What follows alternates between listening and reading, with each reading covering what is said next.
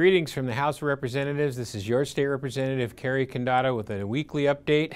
And boy, it's really rolling now, folks. We are seeing some action here in Olympia, and it's not all good.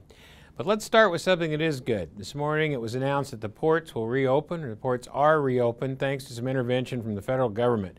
I can tell you all of us have been putting pressure on our state governor as well as the federal folks to take some action on this. It's a critical part of our economy to have shipments of goods coming and going, and you all know how hard it's been when the ports shut down. It's already created billions of dollars in losses.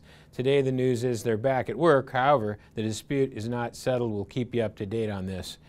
Well, one thing that should be required in Olympia of all legislators is at least 2 years of basic economic education. And education in economics would tell you that you can't get something for nothing, but yet people down here consistently testify to that effect.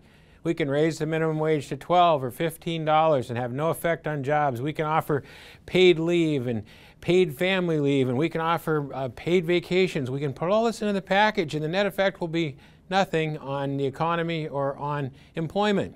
That's completely untrue, and anybody that's taken basic economics knows that.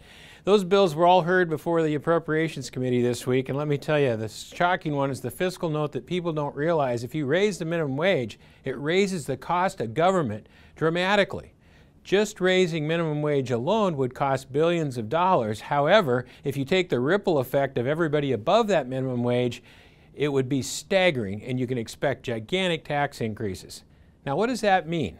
That means that businesses not only will pay more for wages and lower their operating profits, but then have to pay far more in taxes because in this state, business pays 50% of the overall tax load. That is higher than anywhere west of the Mississippi.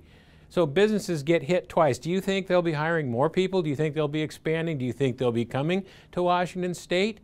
We will be an outlier. These are very, very bad ideas. Now, there will be people that tell you they're good ideas, and they'll convince you with all this propaganda. But the fact is, basic economics is supply and demand, and it always will be. And the market will always take care of itself. So, very dangerous principles, and I hate to say right now, they're catching some momentum here. So there's a possibility that some sort of a minimum wage bill could pass out if the Senate caves. Let's hope they do not do that. And speaking of the Senate, they've put together a rather large transportation package which would add 11.5 cents to the gas tax on top of the 5 cents, on top of the 9 cents. It's a lot of money. It's approaching 50 cents. If gas gets to $2 a gallon, which it has, that'd be about a 25% tax at 50 cents. 50 cents of the total amount would be paid to the state. The problem is the projects they haven't worked out so well. While there are reforms in this package, they may not go far enough to solve the problems. Basically, the package to me is too large, and the 12th district, as the largest district in the state, only receives 1/2 of 1% of the total package. That's right, 1/2 of 1%. It's nice to have a few projects, but not at a cost of $15 billion.